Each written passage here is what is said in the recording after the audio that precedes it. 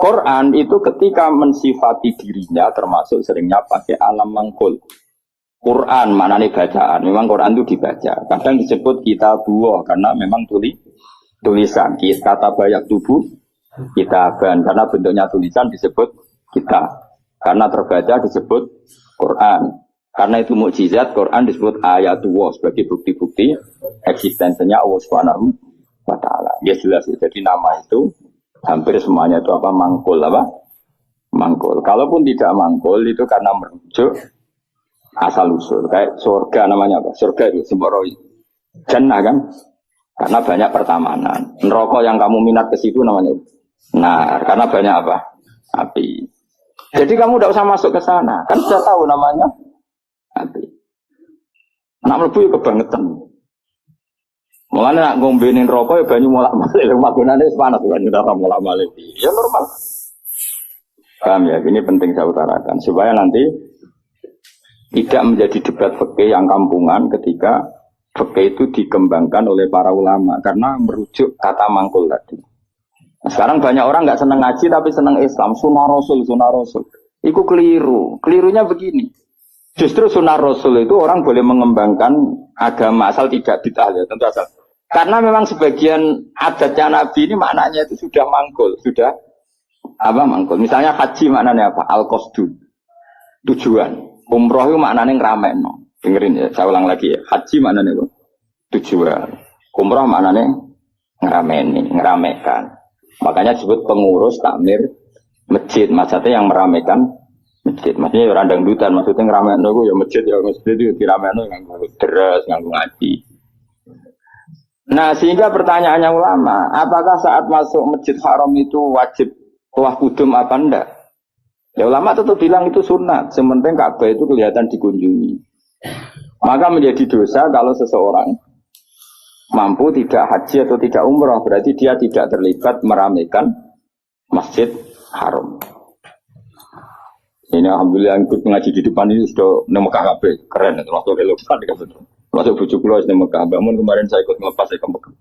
Ini tahun ini termasuk paling banyak keluarga pulau haji. Bujuk pulau bule-bule pulau misalnya tuh.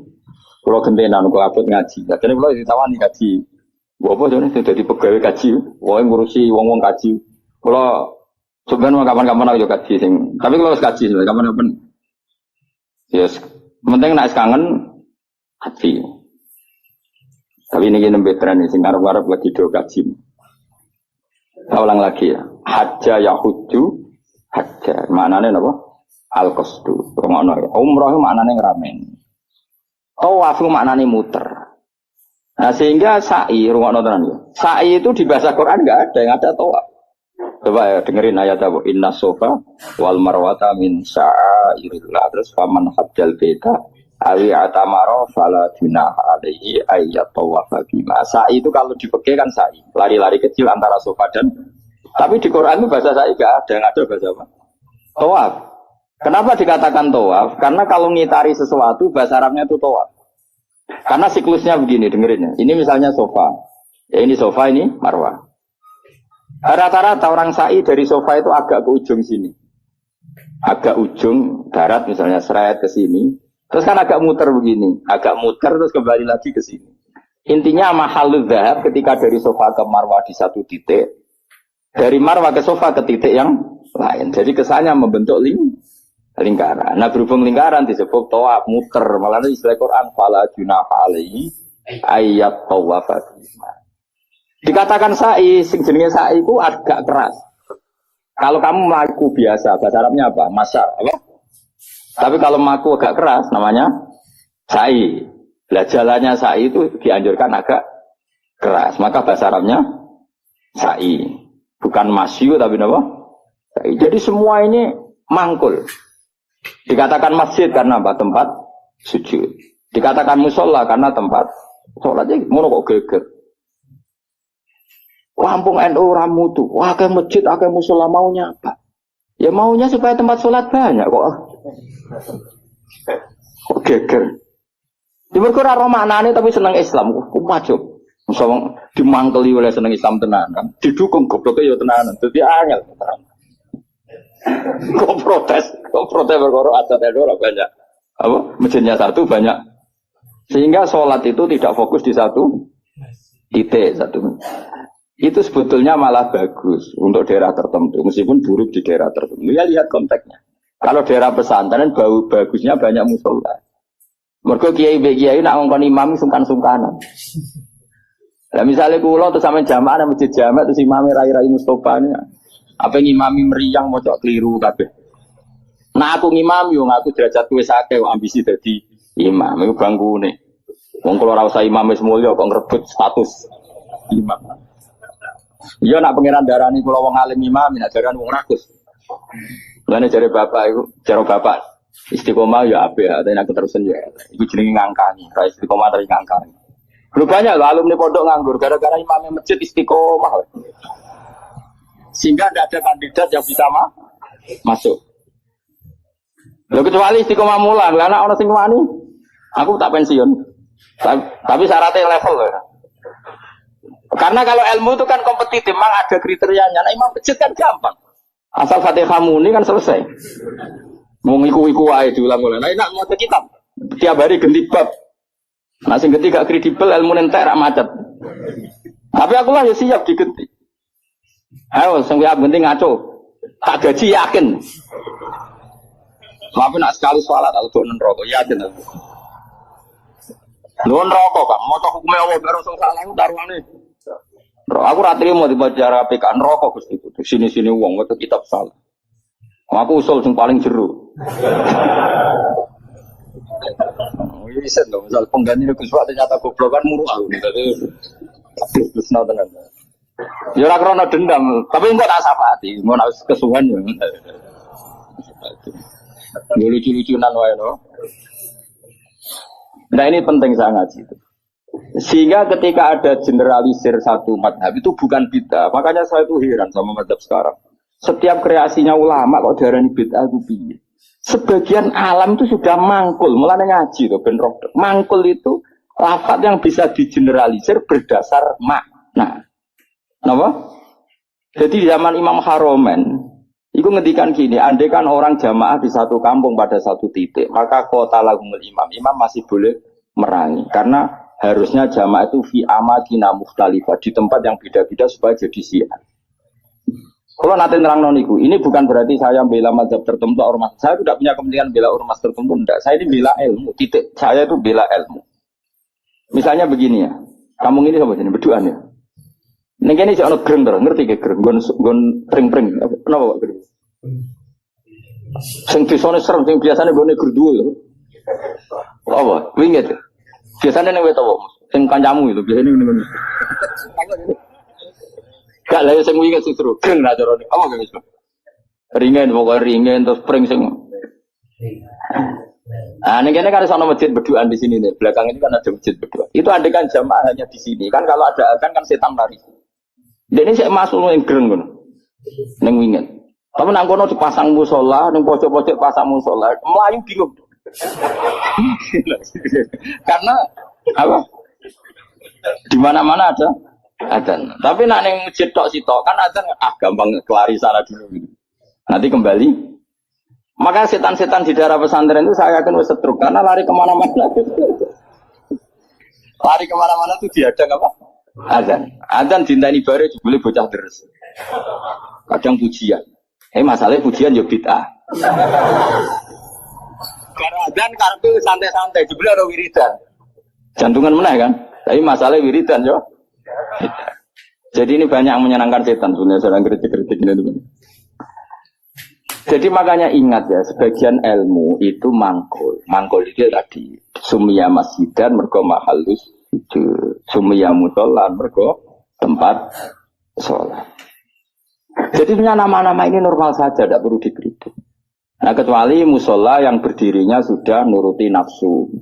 Mau dikiai wong liya terus gawe musola dhewe. Lha iku nafsu. Tapi kalau berdasar kebutuhan karena tadi laisa li alimin ayuqallida aliman akhar. Memang antar orang alim kalau ketemu satu majelis itu mesti sensitif. Itu sudah sunnatullah apa? Lu sunnatullah. Jajal misalnya ono mursyid mulang masjid. Saking tawaduk saya ikut. Sebenarnya saya ingin ikut. Secara nurani saya ingin ikut. Tapi kan bisa akeh mursyid. Gak bebas ya. Waduh Gus Pak. Oh mesti meriang, tak jamin. Wah itu orang-urusan sombong-sombongan. Terus saya pernah, karena ini bukan sombong, pernah di Masjid Jamek Tuban itu ada acara. Yang isi kebetulan teman saya zaman sekolah di Sarang. Itu saya pas itu yang main saja sama anak saya kan, saya sering dolanan di Tuban, main keluarga bapak saya di Tuban. Keluar ketemu saya salaman, Gus kene-kene wis innalillah musibah. Innalillah musibah. Bisa ngrungokno ngaji ku gak ngono. Senang alhamdulillah. Tapi sebagian waduh. Jadi sebenarnya saya ingin tawadhu. Lalu berkali-kali saya ingin tawadhu. Sebenarnya saya ingin ngaji. Kalau ada kiai yang mau saya masih ingin ngaji. Tapi sing wani sapa itu? Akhirnya mengaji bebamun bebas karena itu yang berani. Saya masih sering datang ke kiai konsultasi, masih sering sampai sekarang. Masih sering ditimbali, dijak ngaji masih sering. Tapi masalahnya hanya Mbah Mun sekarang, bapak sudah meninggal. Tapi kalau ada kiai pesaing, saya Gus siap, saya datang. Tidak mau salah tak lawan. Tak gebok. Oh tak lawan. Tak tahu kok jenengan hafal Quran pinten. Tolong jus, aku tolong pulang. Lereni. Misalnya mulai ya nanti khatam pinten. Dari nanti khatam, aku tahu khatam. Oh, gantian tak ulang tetap. Karena ini agak profesional, profesional. Goblok sih mulang ngalim ini agak itu salah dalam hukum manapun. Tapi jangan kira saya ada ingin ngaji ingin. Makanya saya sering makmum di mana-mana, karena saya ngaji sama orang lain tidak mungkin, mesti mereka sungkan. Maka tawadhu saya tak wujudkan saya jadi makmum. Di mana-mana saya sholat itu makmum. Wiling-wilingan bahwa saya siap ikut orang mukmin. Kan sholat lebih ringan kan lebih gampang. Karena kalau merasa mulai isya, balai isya tak malah ngaji. Enggak ngarep kalau tak jamin. Orang mau coba pertama wis salah. Qolal Ghazali itu salah. Sing cara aku sebenarnya Qolal Ghazali juga. Kayak gue nisbati kena ropa ya. Qolal Bukhari sebenarnya buatan Qolal Bukhari. Semprit tuh. Kenapa? Semprit daripada mari fitnah tidak usah ngaji. Tapi yang jelas itu bukan karena keangkuhan. Karena tidak ingin ganggu orang. Kenapa tidak ingin? Banyak tonggo-tonggo Gus, kan sering ada pengajian di daerah saya. Itu saya jarang, mesti diutang saya itu kiai, tapi saya nggak pernah cek. Itu jangan kira saya sombong. Mubaleknya sebelum acara itu datang ke saya, Gus dalam sudut kocak. Sing sewaktu mubaleknya, jadi sang pulpet udah, tapi mubaleknya soan. Dan itu pasti pesennya Gus dalam sudut kocak. Tanya mentu kok gambar aku yakin gambar gue. Ya orang. Ini tak pidato nang kan bukan jenenge atau sorok jenenge atas piye. Kena lagi sau bin semua kok iya. Kadang sih berarti tak. Gus, mau tak usah ngebut kok gak. Wong kiai ini kok mau mulang aneh-aneh. Sebetulnya bukan karena mulang di rumah, memang ada mubalek yang pesan tadi. Dan makanya KB itu proporsional apa? Saya ulang lagi, ini kembali ke mangkulan. Mubalihun maknanya orang yang menyampaikan, karena balau wa yubalihu tablihun. Terus penyampai itu disebut mubalih. Semua itu ada, makanya imam dikatakan imam karena panutan di depan, maka disebut imam. Orang alim jemenenge juga imam karena panutan dalam ilmu al-imam al-Ghazali. Itu bukan imam sholat, tapi imam panutan ilmu. Dena Imam Mustafa, Imam Masrif, orang-orang. Jadi itu semuanya itu ada. Ya makanya, terus sekarang ketika ilmu digeneralisir dari bid'ah itu kacau. Karena ilmu itu pasti tergeneralisir. Karena ini lafaz sing selalu melahirkan satu model. Karena memang lafaznya umum. Umum dari alam manghul. Jelas ya. Dan misalnya sunnatu Rasulillah, maknanya perilaku atau ilmu atau rumus yang pernah dikatakan Rasulullah. Di antara rumusnya Nabi, misalnya yasiru wala tuasiru, bikin mudah, jangan bikin susah. Sehingga kita sebagai ulama, ya gak wajibno wiridan, supaya gak wiridan ya monggo. Tapi yang menyariatkan wiridan timbang bar sholat langsung habinan, ya dong wiridan. Ya sudah gitu aja. Tapi yang kubu sebelah enggak, wiridan gak ada hadisnya. Masa tukang kritik itu ya gak ada hadisnya. Nabi tidak la'an, tidak tukang kritik, tidak tukang la'an. Tapi terus kowe kiai mursyid terus semangat wiridan, santri ku nak ra wiridan ra santri ku iku yo keliru. Kowe nabi tapi ya aturan. Wong pengiran wajib no kowe kok. Wajib no. Cara kitab Sulam Taufik kriminal besar ijabu malam wajib mewajibkan sesuatu yang tidak wajib. Itu kriminal besar dalam ilmu fikih. Mewajibkan sesuatu yang tidak wajib karena berarti musyarek bikin syariat baru. Makanya di pondok saya itu saya senang sebagian santri wiridan, sebagian orang tak kandani, sing rada guri, nak ben bubar. Ya sunat ben guling-giling kan agak wajib. Nah dulu ngaji di sarang, imamnya sudah bangun terus separuh musola bubar. Di Lirboyo saya berkali-kali makmum ya separuh masjid bubar, guling-gilingan nak wiridan tidak wajib, tapi separuh ya ikut wiridan, guling-gilingan nak wiridan sunat. Atau koyo pondok-pondok sing fanatik wiridan koyo berdoain itu ya berat. Ono sing anti wiridan kita, tapi ora anti HP. Bar salam wiridan ra oleh tapi nyalakan HP. Oleh iku hadis endi. Misalnya takon hadis. Wong ora sampe biasa wae. Kaya kula nek biasa wae. Ketemu sampean yo seneng, ketemu biasa. Ngene-ngene titipane Kanjeng Nabi Muhammad sallallahu alaihi wasallam. Kanjeng Nabi BK Buddha itu wiridane umat. Jadi sing digali Nabi umat. Lah gua agar memantau sampean ora situ. Ngrene hati itu umat. Mangkel lolang di depan Kanjeng. Kan mangkel lho. Nabi piye nah. Dulang ngene ya ono ya ora ono berita alim top. Terus nandingi aku tau nak partai politik lho pinter. Nggak kader pinter, ketua umum dia anak buah, gang sedelok harus digusur ketua umumnya. Mereka anak buah luwe pinter, jadi cepet kayak generasi cepet. Kiai itu kelambatan. Partai politik, ketua umum biasa gak digesir anak buah. Berarti cepet kan oleh game minter noy. Minter bodoh ini bora orang pokoknya terus tempat pinter. Gusur kadang ketua umumnya digudit. Itu pinter tak goblok. Pinter tapi madorot.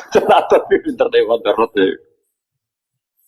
Ya jelas ya. Jadi namanya Nabi dipilihkan Allah. Makanya kayak kaget nak ono orientalis bilang nggak ada di Taurat itu kata Muhammad Ahmad. Muhammad Ahmad itu kata mangkul apa?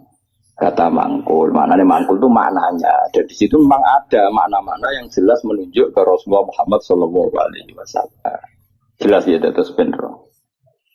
Ya setelah lah pangeran gak bener. Terus masalah salah ini yang perlu terang. Ini yang perlu terang. Nabi itu kalau salah itu tidak kayak kita. Kalau kita kan salah beneran. Ya salah beneran ya salah bakat. Jadi kira kepen salah ya tetap salah. Jadi bakatnya itu salah. Tapi kalau Nabi salah itu mendidesain Allah supaya nanti jadi syariat. Kalau Nabi nggak pernah salah maka syariat ini nggak akan terjalan. Misalnya Nabi Yusuf pernah ditakdir sekamar dengan Zulaikha. Ditakdir sekamar dengan Zulaikha. Ya sama rasa takut carane piye kok iso sekamar. Kok mesum temen kowe iku ditakdir. Apa?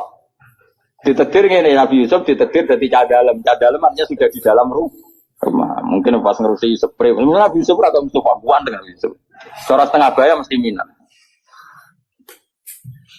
Singkat cerita Zulaikha tertarik terus narik Yusuf ke kamar terus ingin dijak begitu. Yusuf gak mau terus lari.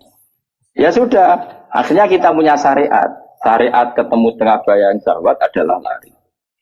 Ya sudah seperti itu. Kowe ora usah bayangno Nabi kok sak kamar mbek wong wedok itu didesain Allah sedemikian rupa supaya ada syariat cara lari. Cara mungkin hanya diceritakan Yusuf lari. Nah, kemudian yang namanya lari itu kalau mau dijambak atau ditarik mesti kena gamis yang belakang. Nah, itu beda dengan Nak Yusuf nakal, posisinya madem, mesti kena kamus yang depan, berarti minat. Makanya itu yang dipakai ukuran ingkana komisu kudamin kubulin fasodakot wawa minat kadibin wa ingkana komisu kudamin tuburin ya fakadabat wawa minat sotikin. Jadi sebetulnya ilmu reskrim itu ilmu kriminal itu sebenarnya ya ada di Quran. Kalau yang namanya orang lari terus ditarik mesti kena belakang. Berarti bukti Yusuf lari menghindar. Tapi nak misalnya Yusuf di situ ngapain? Suai. Paham ya? Makanya ilmu kriminal berdasar forensik itu sebetulnya gampang, pasti bagi ahlinya gampang. Makanya Nabi di sini senang gojol-gojol kan? Gojolnya Nabi tapi pinter tadi. Anaknya Nabi Yakub itu pinter kabeh. Ketika sudah menyemplungkan Yusuf dia bahwa ya badil jub, nanti bilang ke bapak bahwa dia dimakan serigala, nyari hewan, entah hewan apa saja, terus darahnya dilumerkan ke bajunya Yusuf. Ya, terus ayo datang pura-pura nangis, masukkan wajah ala komisi bidamin gadin. Dan juga mereka datang isya ayat pun di waktu sore sambil apa? Menangis. Jadi cara drama wis sempurna. Tapi ketika dia cerita ini Yusuf kita main terlena terus kemudian dimakan apa? Nabi Yakub delok baju ternyata utuh. Dari Nabi Yakub boleh gosong. Cek berperadabannya serigala itu. Mau makan anak saya aja baginya dicopotin dulu. Betapa berperadabannya. Cek api akhlaki serigala itu. Maksudnya apa? Api mangan anakku kabinnya dicoplok isi. Terus dari dulur-dulur Yusuf. Mau kok lali ra diwek-wek sih. Iku iso lali piye. Makanya jadi mitos apa kejahatan tidak ada yang sempurna. Jadi bajunya itu utah. Memangnya dia utah ora ono serigala. Mulane cek dari Nabi Yakub cek sopane apa? Serigala iku ape mangan apa? Anakku wae kabine dicoplok. Jadi itu bukti. Makanya data forensik itu ya ada di Quran. Yang satu cerita siapa? Yusuf. Yang satu cerita siapa? Yakub. Nah, tapi semua nabi itu didesain salah. Makanya masyhur hadis apa loh hadis ini? Ma kuntu ansa walakin unassa li asunna. Ma kuntu ansa walakin unassa li asunna. Tentu salahnya nabi dah kayak terus jauh zina maling itu enggak. Mesti salah-salah dalam manhaj. Enggak mungkin nabi itu maling atau zina. Salah dalam manhaj. Misalnya gini. Nabi pernah kan sholat duhur, kila asar, banyak antara duhur dan asar.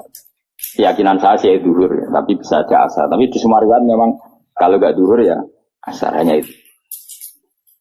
Nabi sholat duhur gitu, terus setelah 2 rakaat salam. Kira iso ngritik, Nabi kok sholat lali, Nabi opo? Mulane kira jadi kiai lali biasa wae, Nabi ya tahu lali. Mulane kira sholat biasanya umumnya salah wong-wong tambah kurang. Umumnya imam-imam. Kurangnya dasar harus males sholat. Gak tahu bonus itu. Berarti ketara itu mental asli itu.